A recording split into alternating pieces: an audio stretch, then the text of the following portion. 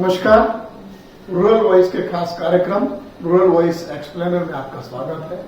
मैं हूं हरवीर सिंह और आज के रूरल वॉइस एक्सप्लेनर के इस एपिसोड में हम बात करेंगे चीनी की।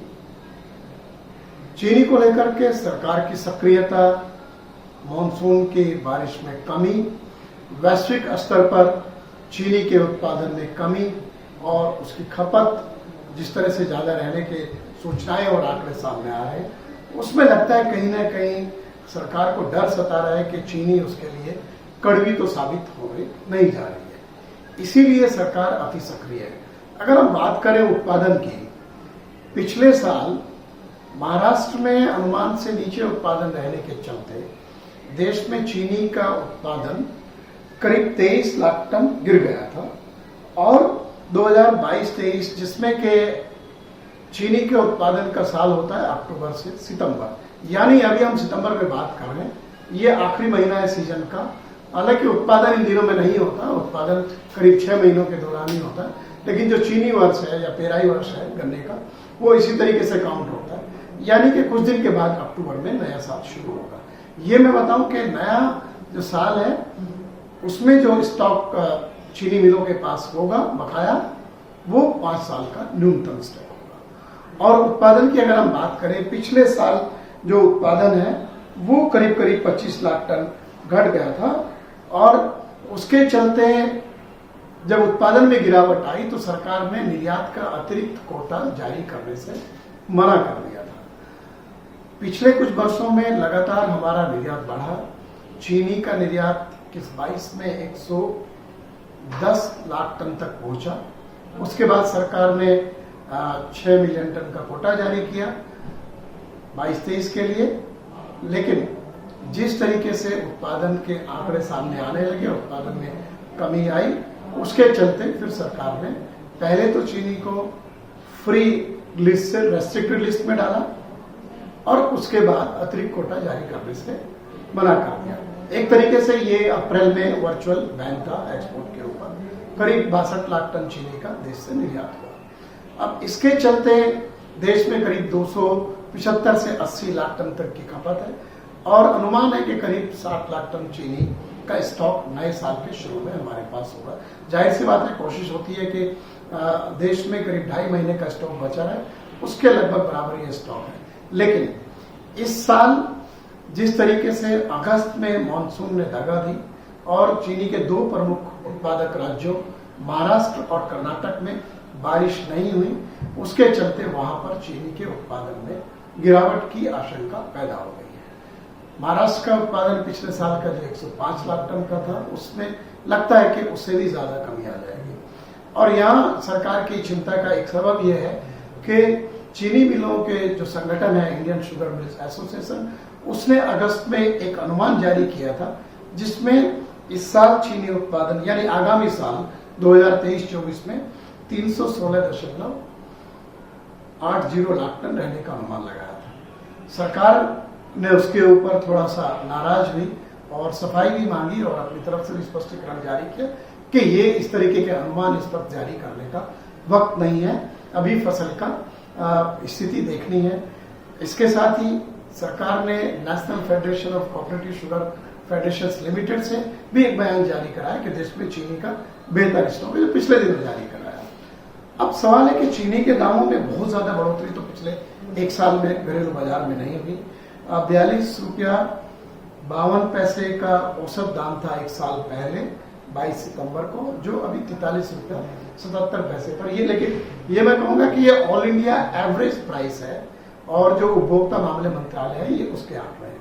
बाजार में चीनी थोड़ा महंगा हुई है और चीनी कंपनियों के जो स्टॉक्स हैं वो हमें बताते हैं कि उनका मुनाफा बढ़ रहा है, इसीलिए चीनी के दाम सरकार के लिए थोड़ा सा मुश्किल लेकर के आ रही है।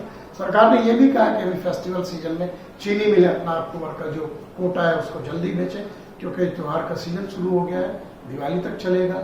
उसके चलते बाजार में मांग तेजी से बढ़ती है और क्योंकि सरकार पहले ही गेहूं, चावल, टमाटर, प्याज, बाकी सब्जियों, इन सब की कीमतों से जूझती रही है और जो खाद्यान्न महंगाई दर है वो 2 अंकों में है और जो खुदरा महंगाई दर का लेटेस्ट आंकड़ा है वो 7% से ज्यादा इसीलिए है क्योंकि खाने पीने की चीजें महंगी हुई, और खाने पीने की चीजें महंगी होती है तो उसका आम आदमी की जेब पर, उसके जीवन पर ज्यादा असर पड़ता है। इसलिए सरकार की चिंता ज्यादा होती है। इसलिए अगर आप देखें कि 2 दिन पहले ही सरकार ने फिर एक निर्देश जारी किया चीनी मिलों को और स्टॉकों के आपको अपने स्टॉक्स डिक्लेयर करने होंगे। इस तरह का कदम सरकार पहले गेहूं पर स्टॉक लिमिट लगा चुकी है, उसके स्टॉक लिमिट में और कमी कर चुकी है। दालों के बारे में इस तरीके का निर्देश जारी करती रही है कि जो ट्रेडर है या इंपोर्टर है अपना स्टॉक जारी करे। अब ऐसे में सरकार को लगता है कि चीनी अगर कड़वी होती है तो राजनीतिक खामियाजा भुगतना पड़ सकता है। यहाँ इसका एक अंतर्राष्ट्रीय पहलू भी है। अभी इंटरनेशनल शुगर ऑर्गेनाइजेशन ने दुनिया भर में जो चीनी का उत्पादन है उसके आंकड़े जारी किए, और उसने कहा है कि इस चीनी वर्ष में जो 2023-24 का चीनी वर्ष है उसमें उत्पादन मांग के मुकाबले करीब 21 लाख टन कम रहेगा। और उसकी वजह जो एक बड़ा चीनी निर्यातक देश है हमारे अलावा, ब्राजील और हमारे अलावा थाईलैंड है, थाईलैंड में भी फसल पर प्रतिकूल असर पड़ा है बारिश का। एक तो अभी हमें इंतजार करना है कि कर्नाटक और महाराष्ट्र से किस तरीके की खबरें आती हैं उत्पादन को लेकर के।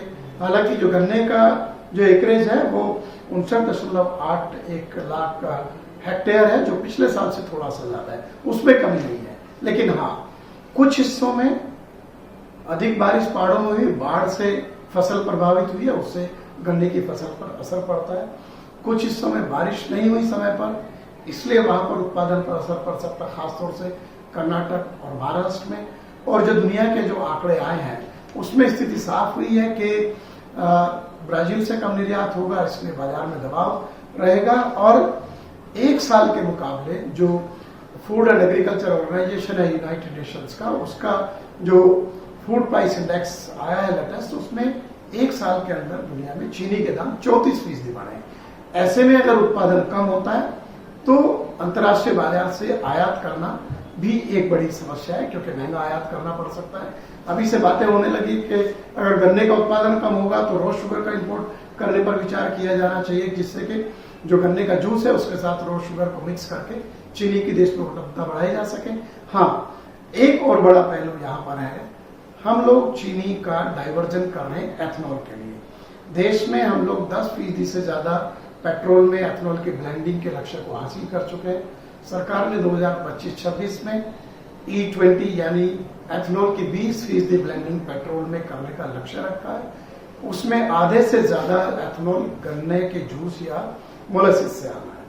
अब सवाल है कि अगर दाम बढ़ते हैं, जिस तरीके से सीधे केन जूस से या चीनी के बड़े हिस्से का डाइवर्जन पिछले साल करीब 45 लाख टन से ज्यादा चीनी का डाइवर्जन एथनॉल बनाने के लिए किया गया था, क्या सरकार राजनीतिक जोखिम लेकर के उसको जारी रखेगी? दूसरा एक पक्ष है वैश्विक बाजार में कि कच्चे तेल के दाम $95 को पार कर गए हैं, और ऐसे में एथनॉल एक काफी अट्रैक्टिव प्रोडक्ट बन जाता है एज ए फ्यूल, ईंधन के रूप में। और दुनिया का जो सबसे बड़ा चीनी उत्पादक देश है ब्राजील, वो वहां पर E100 तक व्हीकल्स चलते हैं, वो चीनी के उत्पादन में कटौती करके एथनॉल का उत्पादन बढ़ा सकता है, क्योंकि ये ज्यादा फिजिबल है। तो ऐसे में दुनिया भर में चीनी की जो उपलब्धता है वो और घट जाएगी। तो ये एक पहलू है। हमारे यहाँ अगर उत्पादन कम होता है, पिछले साल हमने 62 लाख टन एक्सपोर्ट किया, तो हमारी जो निर्यात की क्षमता है वो सीधे प्रभावित होगी। थाईलैंड की निर्यात की क्षमता प्रभावित हो रही है, और ब्राजील क्रूड ऑयल में तेजी के चलते चीनी का उपयोग एथनॉल बनाने में ज्यादा कर सकता है, इसलिए वैश्विक बाजार में चीनी की और कमी हो सकती है। ऐसे में चीनी के जो दाम है अंतर्राष्ट्रीय बाजार में वो और तेज हो सकते हैं। लेकिन हमारे जैसे देश के लिए जहां उत्पादन थोड़ा दबाव में है, वहां पर निर्यात का बेहतर मौका होने के बावजूद हम निर्यात कर पाएंगे, इसको लेकर के अभी कहना बहुत जल्दबाजी होगी। लेकिन ये जरूर है कि कुछ चिंताएं सरकार की है, और लगता है उसका असर आम आदमी के ऊपर भी आ सकता है। 5 राज्यों में विधानसभा चुनाव होने हैं इसी साल में, अगले साल लोकसभा के आम चुनाव होने हैं। ऐसे में चीनी सरकार के लिए काफी महत्वपूर्ण एक कमोडिटी हो गई, और वैसे भी माना जाता है कि चीनी एक पॉलिटिकल कमोडिटी है, क्योंकि गन्ना किसान और चीनी लॉबी राजनीति में लंबे समय तक से सक्रिय रही है। हालांकि कितना असर उसका होता है कितना ही हम उत्तर प्रदेश में देख चुके हैं, क्योंकि सरकार ने 5 साल में 3 साल गन्ने का दाम फ्रीज करके रखा और गन्ना किसानों को सिर्फ 2 बार मूल्य में बढ़ोतरी मिली। ये जो अभी वहां पर भाजपा की सरकार है, वो पिछली सरकार थी और अभी जो चालू है, इसके पहले जो अखिलेश यादव की सरकार थी उसके टाइम में भी 3 साल गन्ने का दाम फ्रीज रखा गया था और सिर्फ 2 साल गन्ने के दाम में बढ़ोतरी की गई थी। इससे लगता है कि शायद राजनीतिक दलों को लगता है कि कम से कम उत्तर प्रदेश में गन्ना किसान बहुत बड़ा असर वोटों पर नहीं डालते या उनकी ये वो प्रभावित करने की क्षमता काफी कमजोर हो गई है, क्योंकि जो नतीजे आए थे पिछले साल विधानसभा चुनाव के उसमें इसका कोई असर उस तरीके से पड़ता नहीं दिखा, सिर्फ कुछ हिस्से को राज्य को छोड़कर। लेकिन इस सब के बावजूद कर्नाटक, महाराष्ट्र, गुजरात, उत्तर प्रदेश समेत जो बाकी उत्तर के राज्य हैं, वो हरियाणा हो, पंजाब हो, उत्तराखंड हो, इन सब जगहों पर गन्ना उत्पादन और चीनी, ये दोनों जो चीजें हैं वो राजनीतिक रूप से काफी संवेदनशील है। इसलिए अभी हमें देखना होगा कि आने वाले दिनों में सरकार किस तरीके का कदम उठाती है, या चीनी उत्पादन की शुरुआत जो होने वाली है अभी अक्टूबर में, वो कैसी रहती है और दाम किस तरीके से ऊपर की तरफ जाते हैं या सरकार नियंत्रण पाने में कामयाब होती है। आज के इस एपिसोड में सिर्फ इतना ही। आप रूरल वॉइस के यूट्यूब चैनल रूरल वॉइस इनको जरूर सब्सक्राइब करें। इसके साथ ही कृषि, ग्रामीण अर्थव्यवस्था से जुड़ी खबरें, ताजा अपडेट और विश्लेषण पढ़ने के लिए, जानने के लिए आप हमारे खबरों का जो वेबसाइट है, हिंदी में ruralvoice.in और अंग्रेजी में eng.ruralvoice.in को जरूर सब्सक्राइब करें। आप हमारे फेसबुक, ट्विटर, इंस्टाग्राम और लिंक्डइन हैंडल जो रूरल वॉइस इन है उसको सब्सक्राइब करें। नमस्कार।